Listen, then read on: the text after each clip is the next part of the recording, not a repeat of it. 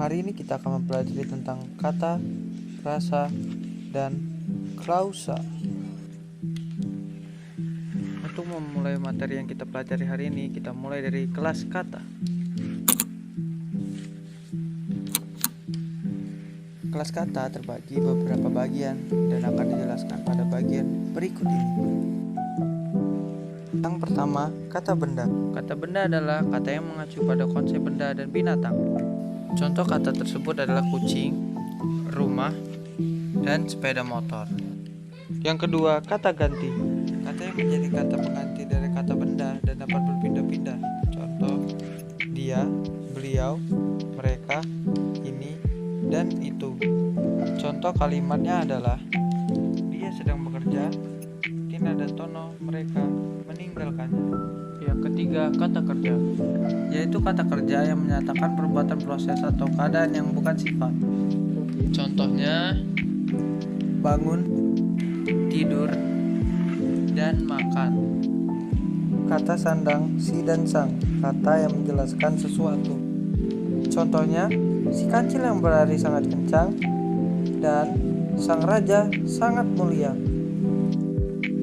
Kata sifat. Kata sifat adalah kata kerja yang memberikan keterangan yang lebih khusus tentang sesuatu yang dinyatakan oleh nomina dalam kalimat adjektiva yang memberikan keterangan terhadap nomina berfungsi atribut. Adjektiva juga dapat berfungsi untuk predikat dan adverbial kalimat. Fungsi predikat dan adverbial mengacu ke suatu keadaan. Contoh, ibu yang sangat baik dan Pak Tono sangat sedih. Selanjutnya, kata tugas. Arti suatu kata tugas ditentukan bukan oleh kata itu secara lepas, melainkan kaitannya dengan kata lain dalam frasa atau kalimat. Kata tugas dibagi menjadi 5 kelompok, yaitu preposisi, konjungsi, interjeksi, artikula, dan partikel penegas, yang akan dijelaskan sebagai berikut. Yang pertama, preposisi. Preposisi merupakan kata depan. Preposisi adalah kata yang terletak di depan kata lain sehingga berbentuk frasa atau kelompok kata. Preposisi terbagi menjadi 2, yaitu preposisi dasar dan preposisi turunan. Contoh, akan, antara, bagi, buat, dan dari. Yang kedua, konjungsi. Konjungsi merupakan kata hubung antar kalimat. Konjungsi berfungsi untuk menghubungkan bagian-bagian kalimat atau kalimat yang satu dengan kalimat lain dalam suatu wacana. Contoh, dan, ketika, namun, dan apabila. Interjeksi berfungsi untuk mengungkapkan perasaan terdiri atas 2 bentuk dasar yang bisa kalian lihat pada contoh berikut ini.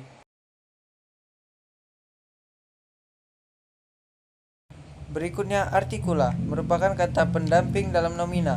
Artikula berfungsi untuk mendampingi nomina dan verba pasif. Contoh, si, sang, sri, kaum, dan umat. Partikel penegas, yaitu berupa partikel penegas yang berfungsi memberi makna tambahan atau untuk menegaskan makna untuk terhadap topik yang ditunjukkan oleh partikel tersebut. Contoh, kah, lah, tah, dan pun. Selanjutnya, kata keterangan. Kata yang menjelaskan verba, adjektiva, atau adverbia lainnya. Adverbia menjelaskan fungsi-fungsi sintaksis. Adverbial juga dapat menerangkan kata atau bagian kalimat yang tidak berfungsi. Sebagai predikat, dan adverbial menerangkan nomina dan frasa preposisional. Contoh, sangat. Sangat baik sekali tugasmu. Lincah. Dwi bergerak sangat lincah. Yang terakhir, kata bilangan. Numeralia disebut juga kata bilangan menurut Alwi pada tahun 2003. Numeralia atau kata bilangan adalah kata untuk yang dipakai untuk menghitung wujud orang, bintang, atau barang dan konsep. Dibagi menjadi 2. Contoh, numeralia taktif atau tertentu. Numeralia pokok ditandai dengan jawaban beberapa 1, 2, 3, dan seterusnya. Selanjutnya kita akan mempelajari kelas frasa.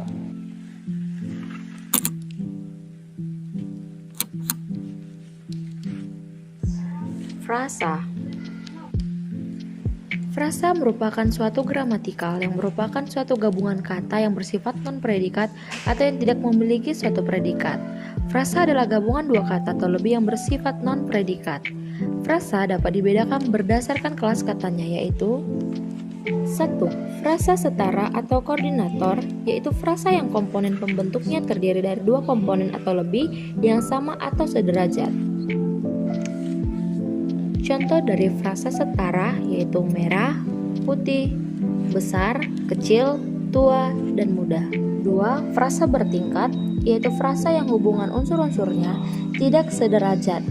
Kategori unsur-unsurnya tidak sama karena satu di antara unsur menjadi unsur pusat atau inti. Contoh dari frasa bertingkat yaitu rumah indah, keras kepala. Berdasarkan kata benda, pada intinya frasa ini dibagi menjadi beberapa bagian, yaitu 1. Frasa kerja verba merupakan kelompok kata yang terdiri dari kata atau kata yang dibentuk oleh kata kerja. Contoh dari frasa kerja verba: kakak akan memakai tas baru besok. 2. Frasa sifat adjektiva, yaitu adalah kelompok kata yang dibentuk dengan kata sifat atau keadaan sebagai inti dengan menambahkan kata lain yang berfungsi menerangkan. Contohnya, agak, dapat, harus, kurung, lebih, paling, dan sangat. Frasa adjektival mempunyai 3 jenis. Yang pertama, frasa adjektival modifikasi atau membatasi. Contohnya, cantik sekali, indah nian, hebat benar. Yang kedua, frasa adjektival koordinatif atau menggabungkan. Contohnya, tegap kekar, aman, tentram, makmur dan sejahtera, aman dan senantiasa. Yang ketiga, frasa aposif, bersifat memberikan keterangan tambahan. Contohnya, Bima, tokoh kesatria yang tampan, merupakan unsur utama kalimat gagah perkasa, merupakan keterangan tambahan.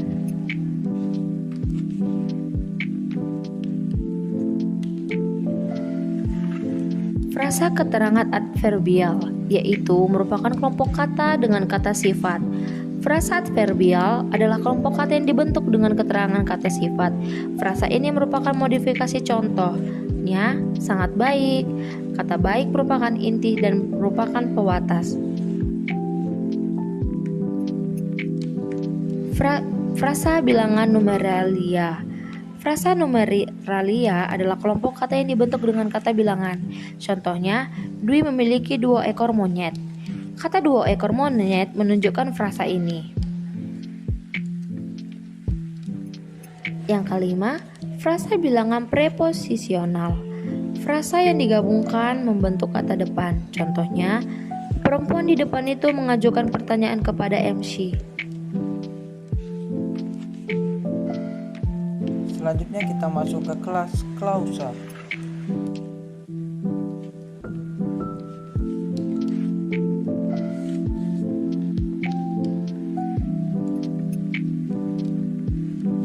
Materi 3 akan membahas tentang klausa. Klausa adalah satuan gramatikal yang isinya hanya terdiri dari predikat, subjek, objek, pelengkap, dan keterangan. Klausa juga merupakan gabungan dari beberapa kata yang mengandung hubungan fungsional dan sekurang-kurangnya terdiri dari subjek dan predikat, dilengkapi dengan objek, pelengkap, dan keterangan. Ciri-ciri klausa. Yang pertama merupakan kelompok kata, yang kedua mempunyai unsur predikat, ketiga, satu klausa mempunyai satu predikat, keempat, tidak mempunyai intonasi akhir di dalamnya. Jenis-jenis klausa. 1. Klausa verba, yaitu klausa yang predikatnya menerangkan kata kerja. Contohnya, petani itu menggarap sawahnya dengan tekun. Petani itu disebut dengan subjek atau S, menggarap sawahnya disebut dengan predikat atau P, dengan tekun disebut dengan keterangan atau K, jadi SPK. Yang kedua, klausa nominal. Klausa nominal adalah klausa yang predikatnya berupa nomina atau frasa nomina. Pada umumnya, klausa nominal berpola S plus P. Contoh klausa nomina adalah mobil itu buatan Jepang. Mobil itu disebut subjek atau S, buatan Jepang disebut predikat atau P. Klausa adjektival adalah klausa yang predikatnya berupa adjektival atau frasa adjektiva. Pada umumnya, klausa adjektival berpola S plus P. Contoh klausa adjektival: dia rajin, dia subjek atau S, rajin predikat atau P. Klausa adjektival hanya memiliki dua unsur wajib, yaitu subjek dan predikat. Klausa adjektival juga dapat dilengkapi dengan unsur keterangan. Contohnya, sekarang anak itu tidak takut. Sekarang keterangan, anak itu subjek, tidak takut predikat. Klausa numeral. Klausa numeral adalah klausa yang predikatnya berupa numeral atau frasa numeral. Contohnya, roda pesawat terbang itu 3. Klausa preposisional. Klausa ini adalah klausa yang predikatnya berupa proposisional. Contohnya, hadiah itu untuk adikku. Contoh tersebut menunjukkan bahwa predikat klausa di dalam bahasa Indonesia dapat diisi oleh kategori frasa preposisional. Kita akan masuk ke materi yang terakhir.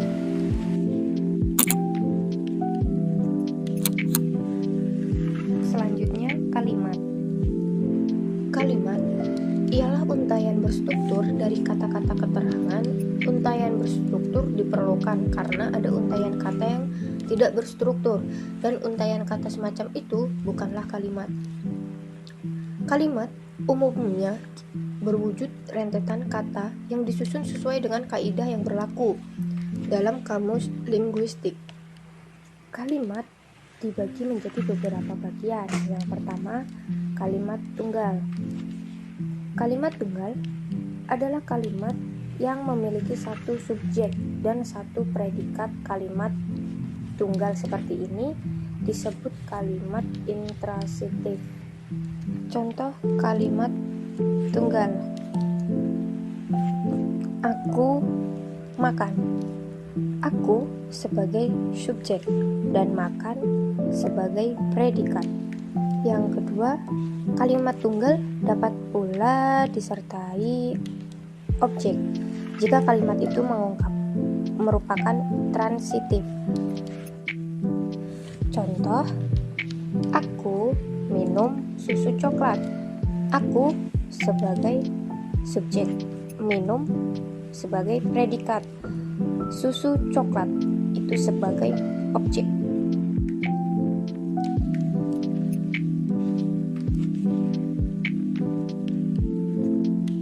Yang ketiga, kalimat tunggal dapat diperluas dengan keterangan. Sepanjang keterangan itu tidak membentuk pola subjek dan predikat yang baru. Dengan demikian, kalimat tunggal tidak selalu merupakan kalimat pendek, melainkan dapat juga merupakan kalimat panjang.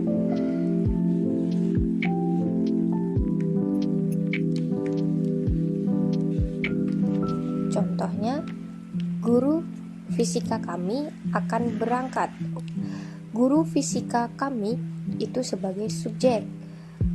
Lalu akan berangkat itu predikat. Yang kedua, guru fisika kami akan berangkat ke Australia. Guru fisika kami subjek, akan berangkat predikat, dan ke Australia itu objek. Kalimat satu merupakan kalimat tunggal dengan pola subjek dan predikat atau contoh yang pertama tadi. Lalu contoh yang kedua atau kalimat yang kedua merupakan kalimat tunggal yang diperluas dengan keterangan berupa objek. Kalimat majemuk dibagi menjadi beberapa bagian kembali. Yang pertama, kalimat majemuk setara adalah kalimat yang terjadi dua klausa atau lebih yang dipadukan menjadi satu kalimat. Kalimat majemuk setara adalah kalimat yang terjadi dari dua klausa atau lebih yang hubungan antara klausanya koordinatif atau setara. Contoh dari kalimat majemuk setara.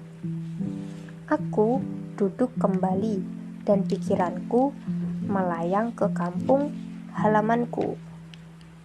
Aku sebagai subjek, duduk kembali sebagai predikat, dan pikiranku sebagai subjek karena mengatakan bahwa pikiran itu dimiliki oleh si aku, subjek pertama. Lalu melayang itu predikat dan ke kampung halamanku itu keterangan. Biasanya lebih diperjelas menjadi keterangan tempat. Kalimat majemuk. Kalimat yang terjadi dari dua klausa atau lebih yang dipadukan menjadi satu kalimat dan hubungan antar klausanya bersifat subordinatif. Contohnya, aku duduk di tanah setelah sampai di tepian danau. Aku sebagai subjek, duduk sebagai predikat, di tanah sebagai keterangan, lalu sampai sebagai predikat, di tepi danau keterangan.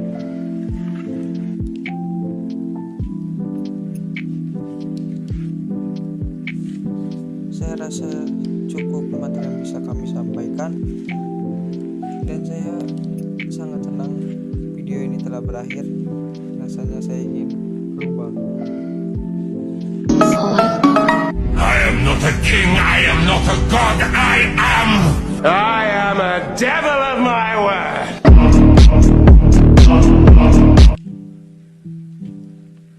Saya Putra Alama Berlandi, izin mengundurkan diri. Wassalamualaikum warahmatullahi wabarakatuh.